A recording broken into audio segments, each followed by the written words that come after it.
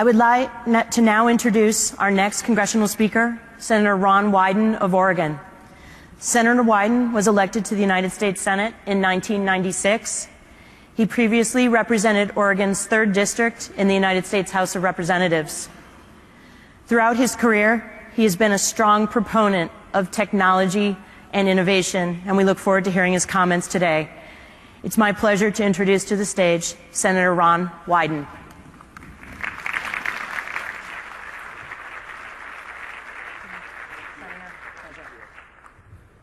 Thank you very much, and I've noted that you've had a wonderful group of speakers, and my staff wrote this really extraordinary speech. It goes on for maybe an hour or something like that, and I think what I'll do is put it in the congressional record, and anybody who wants it, I can mail it to you. So I thought, particularly in light of the fact that you just had Senator Murkowski, and we are very much of a like mind in terms of bipartisan support for the extraordinarily important work that's being done at ARPA-E, and particularly in the innovation area, that I would just try to pick up on some of the themes I know that my colleague touched on and give you my sense of some of the opportunities for a bipartisan coalition, particularly around the important work that ARPA-E is doing. It's quite obvious, first of all, with respect to innovation, that the world is going to need some new tools to effectively attack climate change and promote a low-carbon economy. And to capture those kinds of goals, it's going to require developing new technologies, capitalizing on American ingenuity, and particularly tapping into the resourcefulness of our private sector. What we have today in terms of renewables is certainly a good start, but my sense is that we just cannot get where we want to go by continually taking small steps, particularly with respect to next generation energy technologies. We are going to have to find a way to take some significantly bigger leaps. And that means innovative technologies, it means disruptive technologies, and very often it means that we're going to have to explain to some of the incumbents, people who capture the turf now, why it is that we are working in this fashion. And I guess I would characterize it as getting ARPA-E right, which is really maximizing the potential of this great organization.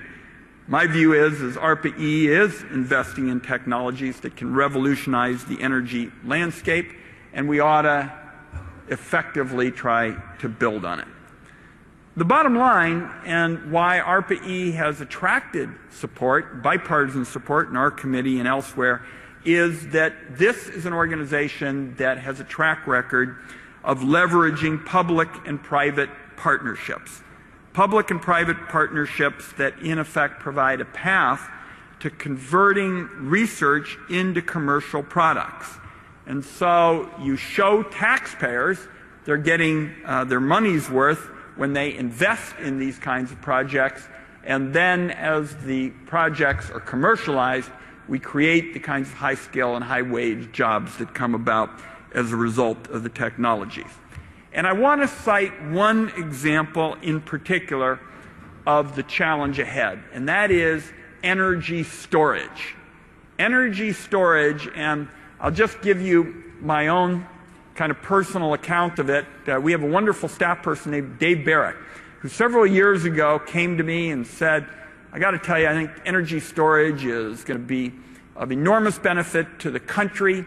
And when he was done rattling off algorithms and some of the substance that goes into the debate that you all know far more about than I was nearly comatose. But I said, Dave, you go ahead. You know, you've made good judgments about innovation and technology in the past. You go ahead and you go out and beat the drums for this thing that you call energy storage.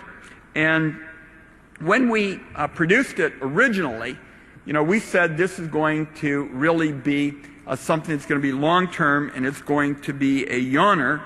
And as we came to be involved in it, and I introduced the first bipartisan legislation to create tax incentives for energy storage, we saw the potential.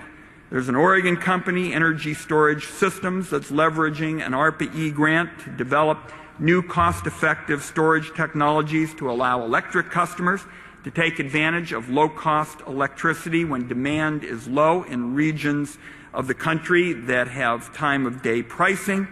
And they've combined a new battery technology with highly efficient battery hardware to design a system that we think is going to produce very solid economic advantages for small and medium-sized businesses.